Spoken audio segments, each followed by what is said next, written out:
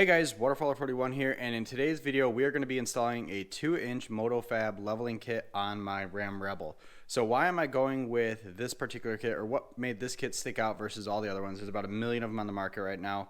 A couple reasons. First off, I wanted to do a 2-inch level at least in the interim. And the reason why I want to do that is because I'm still running the factory Duratrack tires. My truck has 10,000 miles on it. So in my opinion, I probably have another 40,000 miles until I need to swap out those tires. So these are 33-inch tires. I didn't want to get too crazy with the front lift.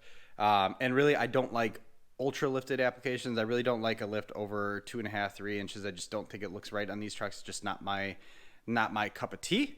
So I like kind of a mild level. So 2-inch level is kind of where I'm at right now.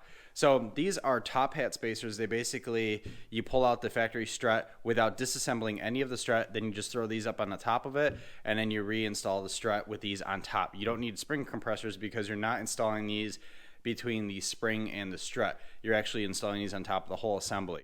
I personally, for this temporary leveling kit for me, I personally like these a little bit better, especially when you're just going with a simple leveling kit. These are a little bit more safer to install. And honestly, again, these are 60 bucks on Amazon right now. And I've heard nothing but great reviews on the Motofab stuff. And again, like I said, for my application, since this is basically something that's going to be on the truck for maybe 40,000 miles until I could swap out those tires for larger ones, this will get the job perfectly. This will get the job done for that time being. Now, you could also go with a Motofab kit, and you can also swap out the upper control arms. In my personal opinion, this is my opinion. There's a billion different ways you can cut it, and obviously the best way to do it is go and swap out the upper control arms when you're doing these, just to make use of the time. But I didn't buy upper control arms yet because I'm not really sure what my final lift is going to be. Am I going to leave it with the 2-inch, or am I going to go a little bit higher? So if I'm going to go a little bit higher, obviously those kits will require upper control arms to be swapped out. At a 2-inch level, I personally don't think you need to swap out the upper control arms. I think, yeah, obviously you're going to wear out the ball joints a little bit quicker than you would without the 2-inch leveling kit on it. But at 2-inch, it's such a mild level. I've run this level, or this height, in the past on other trucks, and I really never had an issue with anything else with the upper control arms with the factory ones. So I don't think I'm going to have the issue for the next 40,000 miles on these control arms. For the sake of this video, we're just looking at spacers. So we're going to install the leveling kit tonight, and then tomorrow morning I'm going to take my truck over to Firestone and get it aligned. I'm going to purchase the lifetime alignment because, like I said, we're going to be doing this now, but ultimately I got other ideas as far as suspension lifts that are going to be coming out in the market soon that I want to take a shot at. So other than the standard socket set that you're going to need to obviously remove the wheel and all the control arms and whatnot and the tie rods, what else are you going to need with this application or with this installation? You're obviously going to need some big wrenches. So 21, 22, and 24 millimeter are definitely going to be needed here to remove the strut. The strut has a 24 and I believe a 21 millimeter nut and bolt holding it on. So you're going to need both of these to remove that. And then once you go to tighten these guys down, you're going to need an 8 millimeter hex head. I have the lug nut covers, so those color lugs, so I'm going to be using my color lug tool to remove the caps. And then also you're going to need pry bars. Then the other thing you're going to need is some sort of hammer. So when you remove upper control arms from the hub assembly, there's a ball joint in there, and it's a tapered ball joint. Usually it's in there pretty good, especially when it comes from the factory and you haven't removed it yet. So you're going to need something to free that up. You could use a pickle fork, or my personal favorite is a BFH. So we're just going to give it a couple light taps on the top of the knuckle just to free up that ball joint once we get the bolt loose. So the process, it's pretty simple. Usually there's 1 or 2 stubborn bolts in the whole installation, but I don't anticipate this taking longer than an hour and a half, 2 hours. So first thing we're going to do is we're going to remove the wheel. We are going to unbolt the sway bar on both sides. That's going to give us the sway, or the freedom to move that thing around and let that lower control arm drop. Then we're going to undo the tie rod, upper control arm. We're going to let everything drop down. We're going to undo the bottom bolt on the strut, the top 3 nuts on the top of the strut, and then hopefully we're going to pull that bad boy out. Usually pulling it out is the second hardest part of the whole installation. The first hardest part is, once you get that top hat back on it, is sliding that guy back up into place, because you really need to crank down on the lower control arm, and you got to be careful with that axle. You don't want to hyperextend it out. So that said, first thing I'm going to do is get this thing up on jack stands, pop off the wheel and start pulling everything apart. So let's get rocking and rolling here. Okay, so we have the driver's side wheel off. So this is the first side that we're going to start on. So just a couple, kind of the anatomy of what we're all going to be removing here. So we have our upper control arm here. We have our lower control arm there. We're going to remove tie rod here and then sway bar there.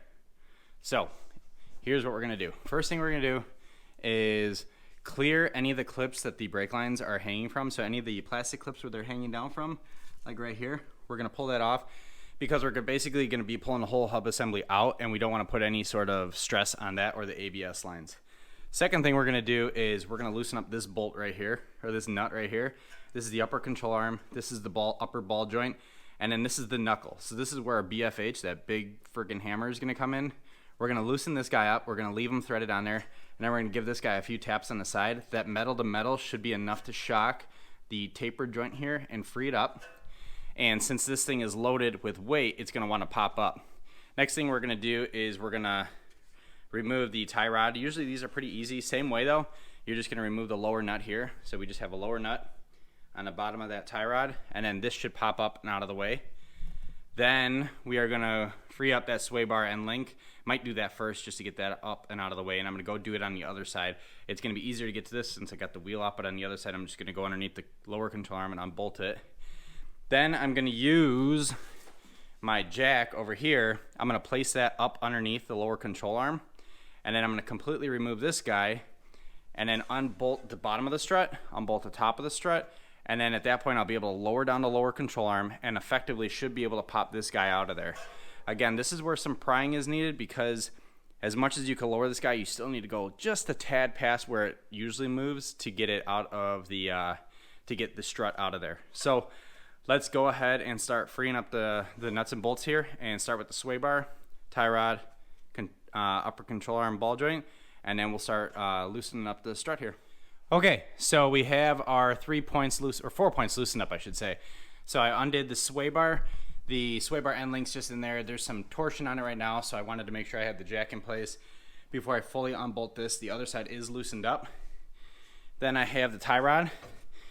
This one was pretty loose, so it was easy to just unbolt it, and that one's just basically shaking around in there right now. I still have the nut threaded on there. Then this guy put up some fight, hence why I'm winded right now. So I had to jack up the lower control arm, so I got jack stands underneath the rest of the truck. I used my hydraulic jack to pull up the lower control arm, and I jacked right underneath the strut there with a hockey puck on my jack stand, and that freed up or took some tension off the top upper control arm, so then I could unbolt this guy. Again, this nut here was pretty loose. I mean, not that it was loose, it just didn't take much effort to get this guy loosened up. So once that guy was loose, I left a couple threads on there, and then I just beat the hell out of right up here on the top of the hub assembly here, or the knuckle, with my big hammer to loosen it up. And basically I just pounded it right here. So I lifted it up, I sprayed some penetrating oil on there just to help things out, and then hammered it until I saw it pop up. So now it's good to go. So now the next thing I'm going to do is completely remove that end link from the sway bar, or from the lower control arm, and then we'll start loosening up the strut. So it's going to be 3 bolts up at the top there. There's 2 plastic wire harness clamps up on the top, one on the 2 inboard bolts here. So we're going to pull those off with a pry tool, unbolt these guys, and then unbolt that monster bolt at the bottom of the strut. And then the fun part starts where we basically need to pull the strut out. So I'm also going to get a strap here because once I undo this guy and pull off the tie rod, the whole axle is going to be kind of floppy, or this whole hub is going to be floppy.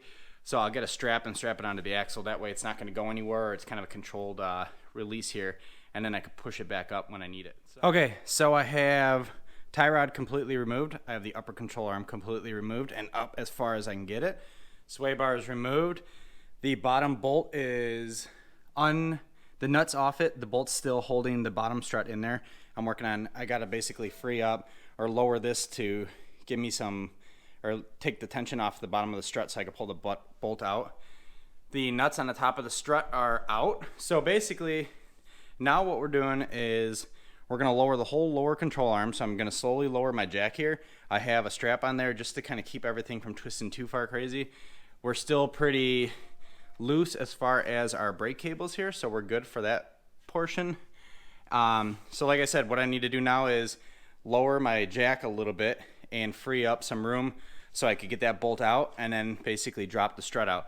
You essentially need to drop the strut or the lower control arm probably about 1.5 inches to free up room to get that guy out of there. And then unfortunately, to get it back in there, you really need to crank down on that lower control arm to get everything in there. So the strap is going to be really helpful because you want to make sure that you're careful with your brake lines here.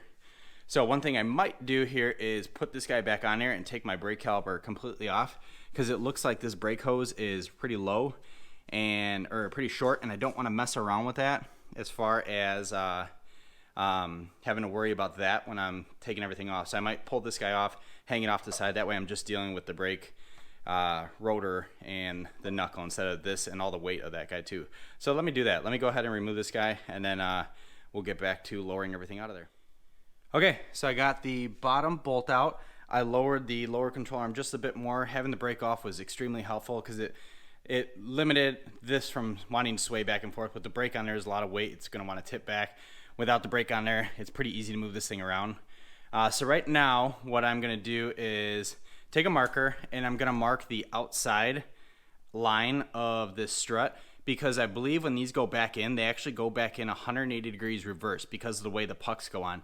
Because remember, with the pucks, we're not going to be using these bolts to mount anymore. We're going to be using different ones. So I believe the strut is rotated. So I'm going to put a mark on here so I know what orientation the strut came out of the truck. That way I know if I got to reverse it, I know what 180 degrees is relative to how it came out of the truck. So I'll just put a little discreet little check mark on here. That way we know. So we'll go right there. So we know that was there, and then we know I'll mark a line on this guy. So we know this bolt was the outside bolt. So the next thing I'm gonna do is lower that control arm just a bit more to get this guy out. The strut is loose in there right now, so I just gotta take my time to finagle it out of there, and then we're gonna start putting the puck on there, and then we're gonna get that guy back up in the truck. Okay, in full transparency, I messed up on the original install, so I had to remove the strut, and I'm going to correct something here. You will take these Allen, so these 8mm Allen heads, and these are going to basically thread through the bottom of the leveling kit. So we're going to use an 8mm Allen head to thread those guys all the way through.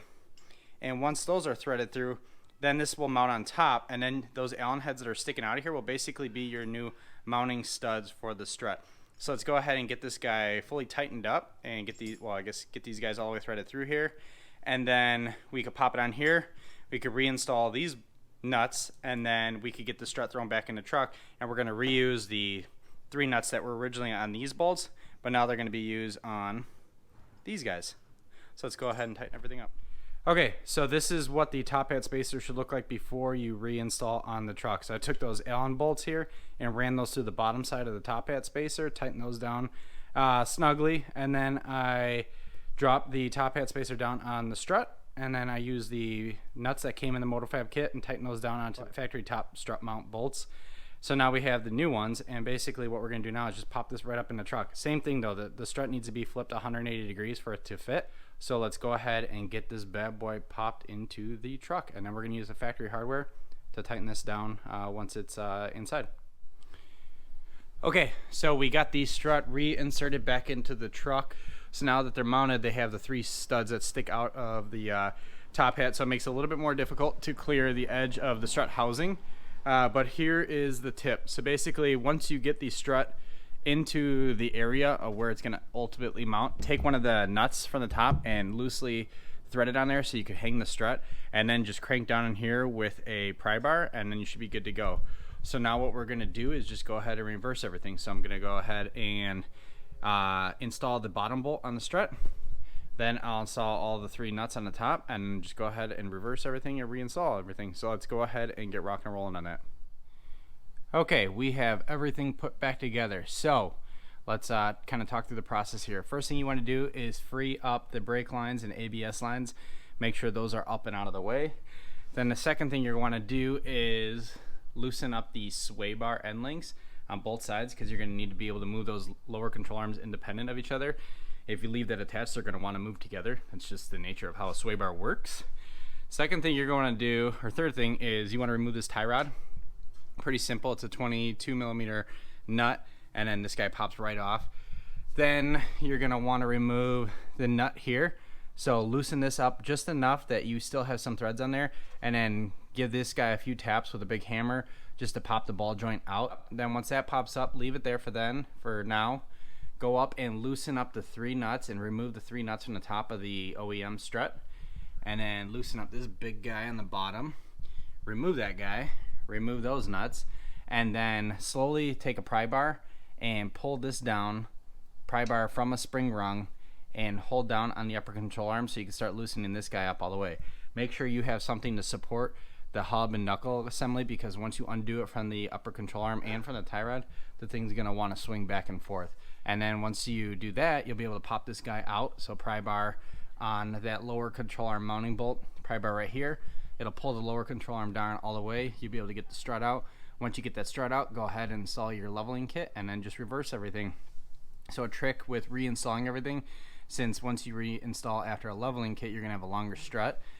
Insert the top, loosely put a nut on the top just to hang the strut from there, and then use a pry bar on the bottom here and just pry the bottom of the strut into place. Once you get it into place, it's pretty easy. You're gonna feel like you're gonna mess things up, but honestly, this is a pretty tough truck. So after that's done, you go ahead and just reinstall everything. It's downhill. So let's go ahead and get everything closed up here and go back on the other side and work on that leveling kit. Okay, passenger side is done. So let's do a real quick rundown of exactly what you need to do in order to install the leveling kit.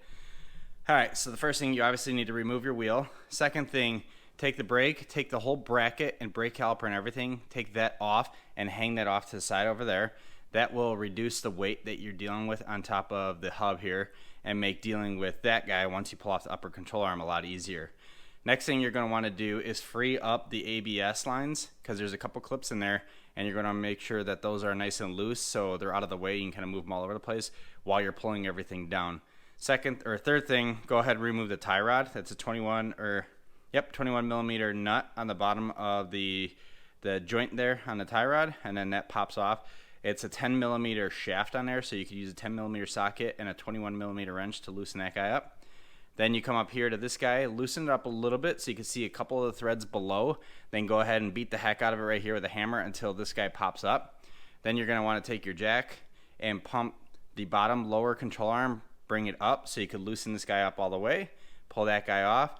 Use a strap to hold the whole hub assembly here, and then slowly lower everything out so you can lower that lower control arm down so you could drop out the strut. And the strut has 3 bolts up on top and then 1 big bolt down on the bottom there. So that's a 24 millimeter on both sides, both the bolt and the nut. Up top, I believe that was 16 millimeter. So once you get everything pulled out, go ahead and install whatever spacer kit that you're doing. I did the Motofab DR2 kit, which is a 2-inch spacer kit. And then after that, I went ahead and reversed everything. So insert the top, push the control arm down as much as you can, and then go ahead and pop the bottom of the strut onto the lower control arm. So go ahead and install the upper control arm down into the knuckle, the tie rod, reinstall the brake, and then go ahead and look at your ABS lines once you got everything situated. So what I ended up doing is I pulled it off of a bracket. So there's a bracket up in here that's holding the ABS kit or ABS wire. I pulled it off of there and I zip tied it to the brake line loosely just so it pulls everything up and out of the way. So that frees everything up. And then go ahead, I forgot to mention, you got to remove your sway bar on both sides before you start either of the sides. That way you have enough room, or you have enough play in your lower control arm. So once everything's done, go ahead and reinstall your lower control arm, reinstall the wheels, and then it's time for an alignment. So all right, we are at Firestone. We're getting ready to take the Rebel in for an alignment. This is about 15 miles from my house, so I got a little bit of a test drive with the truck being unaligned, and honestly didn't notice any difference in terms of ride quality. It might just be placebo effect. But let's go ahead and get the truck taken in and get the alignment done, and we'll go ahead and take a look at those numbers post alignment to see where our measurements were at with that 2-inch leveling kit. And I have my partners in crime with me. Thumbs up. Let's do it. All right, so we had a little bit of an obstacle hit us at the first Firestone I went to this past weekend. Turns out that in order to align the tires on my Ram, on my Rebel, they needed special equipment to do it. And basically, the way they explained it to me is the alignment equipment that they use at some of the Firestones versus the ones that I'm at now mount to the tire and wheel assembly differently. So where I went originally this weekend, so I was out in Plainfield, Illinois. The alignment equipment there straps to the wheel, and they said because of how the wheel and tire mount, so with the tire protruding about 1.5 inches off of each side of the wheel, they would have ended up scratching my wheel if they mounted it that way. So I am now at the Oswego, Illinois store, and they confirmed over the phone that they have the equipment that mounts to the tires. So basically they'll be able to align my truck by strapping on their little alignment targets or whatever they are to the tires instead of the wheels. So it should work out well. But I've been driving around the truck for a couple days now. Probably not the best thing to do without it being aligned, but I don't think it's out of alignment too bad. But ride quality is essentially the same. So I don't notice any difference at all between my truck being leveled and the truck pre-level. So anyway, from a ride quality standpoint, everything has been maintained and super comfy. So let's go ahead and get the truck checked in here, get my truck aligned, and then let's take a look at those follow-up numbers just to show you all kind of what you should expect if you're leveling your Rebel 2 inches and just how far out of whack they'll be from an alignment perspective. But let's get them checked in. Okay, we're back. We got the truck aligned, so we're going to go ahead and take some post measurements. So go ahead. Let's measure that one. So we're on the rear passenger side. It's going to measure down to the center of the wheel all the way up to the fender edge, and we're at about, what? 40 inches. 40 inches? All right, let's go measure the front. Up here. Again, we're on the passenger side here. So down in the middle of the wheel. Right there. Go up to the edge. Looks like, what, 39 and a half? Yeah. 39 and a half? All right, cool. So we got about 1/2 inch of rake between the back and the front on the passenger side, which is good. I don't want it to be nose high. And now on the front passenger, or front driver's side wheel, we're at what? Push it up again. There you go. Just shy. 39 inches. 39 and a half? Yeah.